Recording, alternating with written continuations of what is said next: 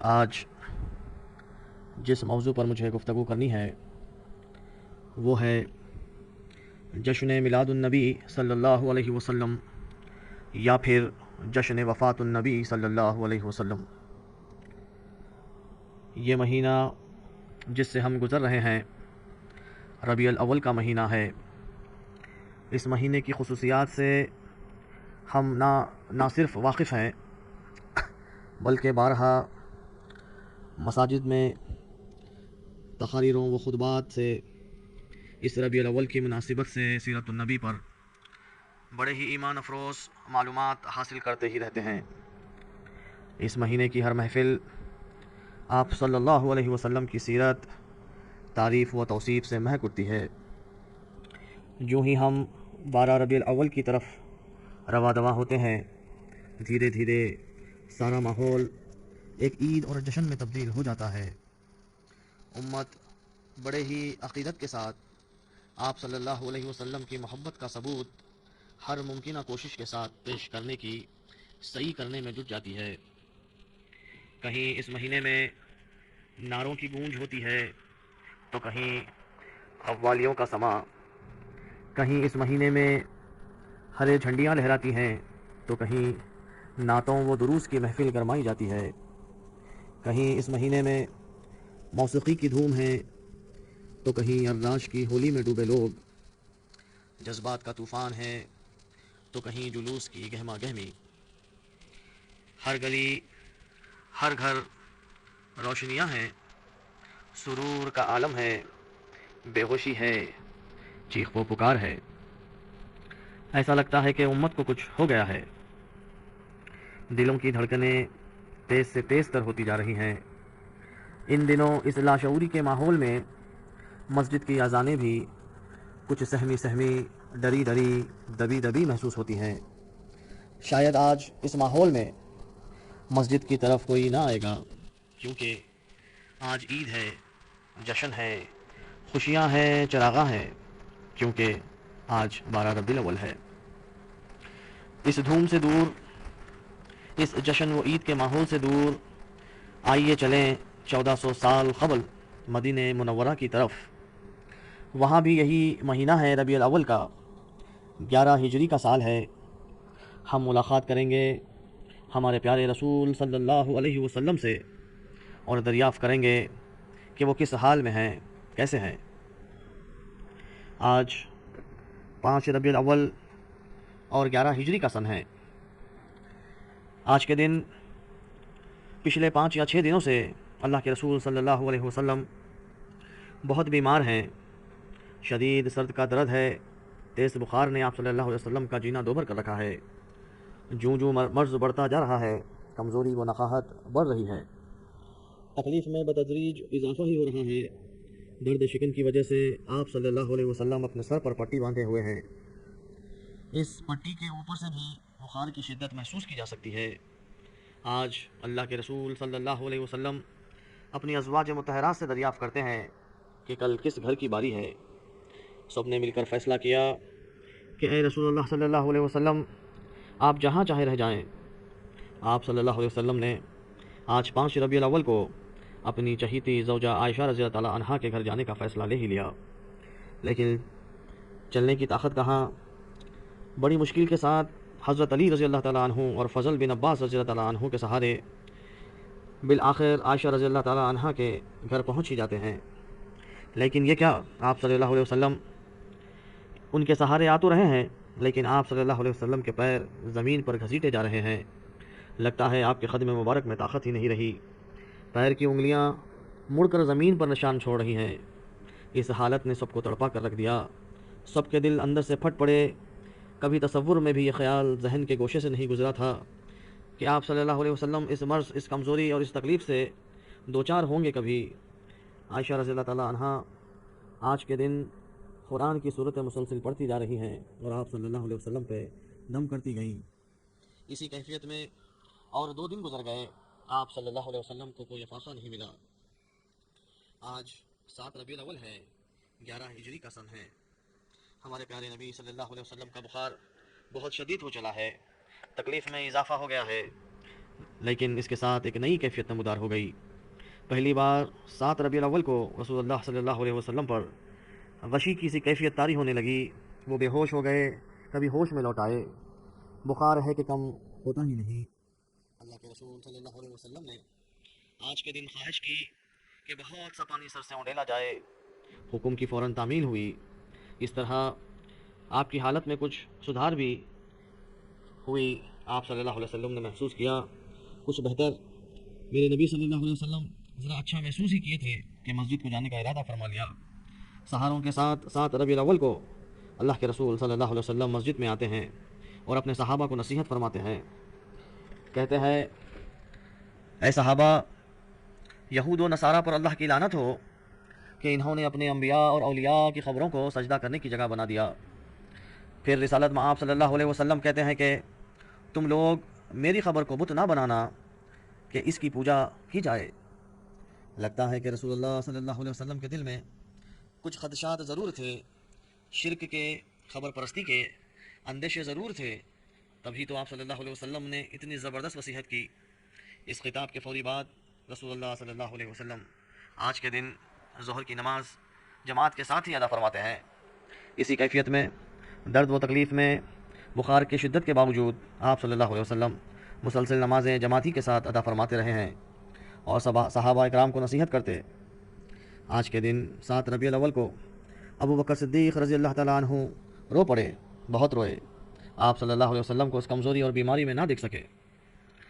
یوں ہی صحت کی امید میں دن نکلتے چلے گئے، کچھ صحت میں بہتری نہ ہوئی، آپ صلی اللہ علیہ وسلم کی تکلیف میں کمی نہ آئی۔ آج 8 ربیع الاول 11 ہجری ہے۔ مرض شدت پکڑتا جا رہا تھا، امید کی کوئی کرن نظر نہ آئی۔ یوں ہی بتدریج صحت میں نقاہت بڑھتی ہی رہی۔ اس دوران رسول اللہ صلی اللہ علیہ وسلم نے کبھی نماز کو ترک نہ کیا۔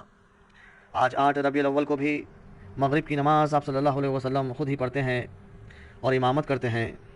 مرض جڑیں مضبوط کر رہا تھا، اس مرض کے اثرات جسم پر نمایاں ہوتے جا رہے تھے۔ اس دن 8 ربیع الاول کو عشاء کی نماز کے وقت اللہ کے رسول صلی اللہ علیہ وسلم بہت کوشش فرمائیں کہ مسجد جائیں، امامت کریں۔ ہائے تکلیف، ہائے تکلیف! آپ صلی اللہ علیہ وسلم اٹھنا چاہتے تھے پر غشی طاری ہو گئی اور وہ بے ہوش ہو گئے۔ جب ہوش آیا تو آپ نے پوچھا، کیا لوگوں نے نماز پڑھ لی؟ اما عائشہ رضی اللہ تعالیٰ عنہا نے کہا، نہیں، لوگ آپ کا انتظار فرما رہے ہیں۔ ہمت جٹا کر رسول اللہ صلی اللہ علیہ وسلم نے کہا کہ وہ غسل کرنا چاہتے ہیں۔ غسل کیا اور جانا چاہتے تھے کہ پھر بے ہوش ہو گئے۔ پھر ہوش میں آئے، پھر غسل فرمایا، پھر بے ہوش ہو گئے۔ آخر بڑے ہی اضطراب اور تکلیف کی حالت میں آپ نے فیصلہ کیا کہ آپ مسجد جا نہ پائیں گے۔ اس صورت میں کہا، ابو بکر سے کہو کہ وہ نماز پڑھائے۔ اسی کیفیت میں دن گزرتے رہے۔ آج 10 ربیع الاول 11 ہجری آ گئی۔ کس قدر طبیعت میں سدھار محسوس ہوتا ہے۔ ظہر کا وقت ہے، صحابہ کے سہارے مسجد تشریف لائے۔ دیکھا وہ بکر صدیق رضی اللہ تعالیٰ عنہ نماز کی امامت فرما رہے ہیں تو ان کے بائیں جانب نماز میں بیٹھ گئے۔ اس طرح کہ آپ کی اقتداء میں ابو بکر صدیق رضی اللہ تعالیٰ عنہ اور ابو بکر صدیق رضی اللہ تعالیٰ عنہ کی اقتداء میں صحابہ اکرام۔ 10 ربیع الاول کا دن یوں ہی ختم ہوا۔ آج 11 ربیع الاول 11 ہجری کا دن ہے۔ اس دن رسالت میں آپ صلی اللہ علیہ وسلم کچھ اہم اقدام اٹھاتے ہیں۔ پہلی ہی فرصت میں آج کے دن آپ صلی اللہ علیہ وسلم نے اپنے تمام غلاموں کو آزاد کر دیا۔ جو 7 دینار آپ صلی اللہ علیہ وسلم کے یہاں موجود تھے، ان کو آپ نے صدقہ کیا اور اپنے سارے کے سارے ہتھیار آج کے دن آپ نے ہبا کر ڈالا۔ 11 ربیع الاول کا دن عائشہ رضی اللہ تعالیٰ عنہا کے گھر اللہ کے رسول صلی اللہ علیہ وسلم بہت علیل، بہت کمزور ہیں۔ اس وقت اللہ کے رسول صلی اللہ علیہ وسلم کے گھر میں رات کے اندھیرے میں دیا جلانے کے لیے تیل تک موجود نہیں۔ اما عائشہ رضی اللہ تعالیٰ عنہا پڑوسن کے یہاں سے ادھار مانگ کر تیل لاتی ہیں کہ شاید رات میں کچھ روشنی تو میسر ہو۔ گھر میں رسول عربی جو بیمار ہے۔ آج 11 ربیع الاول 11 ہجری ہے۔ اللہ کے رسول کی زرہ ایک یہودی کے یہاں رہن ہے۔ آپ کی زرہ 75 کلو جو کے عوض ایک یہودی کے پاس رہن تھی۔ یہ محبوب الہی، رسول آخر الزماں، امام الانبیاء، صاحب کوثر، شافع حشر کے گھر دیا جلانے تیل نہیں تھا، خود کی زرہ رہن بھی تھی تو جو کے لیے۔ ایسے نبی صلی اللہ علیہ وسلم کے امتی خاچ نبی صلی اللہ علیہ وسلم کا کس طرح ادا کرتے ہیں، کیسا تقدس پامال کرتے ہیں۔ افسوس، دیکھتے ہی دیکھتے 12 ربیع الاول کی رات بھی گزر گئی۔ آج 12 ربیع الاول 11 ہجری ہے۔ پیر کا دن فجر کی نماز کا وقت ہے۔ ابو بکر صدیق رضی اللہ تعالیٰ عنہ نماز کی امامت فرما رہے ہیں۔ امام الانبیاء کھڑکی کا پردہ ہٹا کر نماز کا منظر دیکھتے ہیں اور ایک حسین مسکراہٹ آپ کے چہرے مبارک پر رونق افروز ہوتی ہے۔ نمازیوں کی صفوں میں ایک کھلبلی مچی ہے۔ سارے صحابہ دوران نماز یہ گمان کر بیٹھے کہ اللہ کے رسول صلی اللہ علیہ وسلم اچھے ہو گئے، صحتیاب ہو گئے، شاید وہ پھر امامت کے لیے باہر آئیں گے۔ سارے صحابہ آپ صلی اللہ علیہ وسلم کی ایک جھلک کے لیے تڑپ اٹھے۔ آپ صلی اللہ علیہ وسلم نے ہاتھ سے اشارہ فرمایا کہ نماز کو جاری رکھو۔ آج 12 ربیع الاول 11 ہجری ہے، پیر کا دن اور فجر کا وقت ہے۔ شاید اس نماز کے بعد اللہ کے رسول صلی اللہ علیہ وسلم پر پھر کبھی کسی دوسری نماز کا وقت نہیں آئے گا۔ 12 ربیع الاول 11 ہجری پیر کا دن چاشت کے وقت آپ صلی اللہ علیہ وسلم اپنی صاحبزادی فاطمہ رضی اللہ تعالیٰ عنہ کو طلب فرماتے ہیں اور فاطمہ رضی اللہ تعالیٰ عنہ کے کان میں آہستہ سے کچھ سرگوشی فرماتے ہیں۔ صاحبزادی رسول صلی اللہ علیہ وسلم بے ساختہ رونے لگتی ہیں۔ اللہ کے رسول صلی اللہ علیہ وسلم سے رہا نہ گیا، آپ نے دوبارہ فاطمہ رضی اللہ عنہ کو قریب طلب فرمایا، پھر کچھ سرگوشی فرمائی۔ اس بار صاحبزادی رسول صلی اللہ علیہ وسلم ہنس پڑی، مسکرا اٹھی۔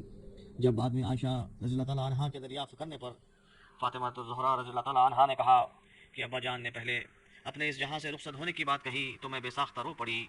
دوبارہ آپ صلی اللہ علیہ وسلم نے سرگوشی فرما کر کہا کہ رفیق اعلیٰ میں میرے بعد سب سے پہلے فاطمہ تم ہی پہنچو گی۔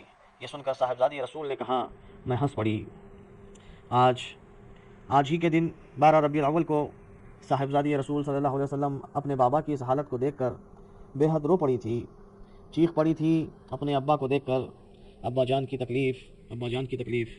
آپ صلی اللہ علیہ وسلم نے یہ سن کر اپنی بیٹی کو جواب دیا تھا تمہارے ابا جان کو آج کے بعد پھر کوئی تکلیف نہیں ہوگی، تمہارے ابا جان کو آج کے بعد پھر کبھی تکلیف نہیں ہوگی۔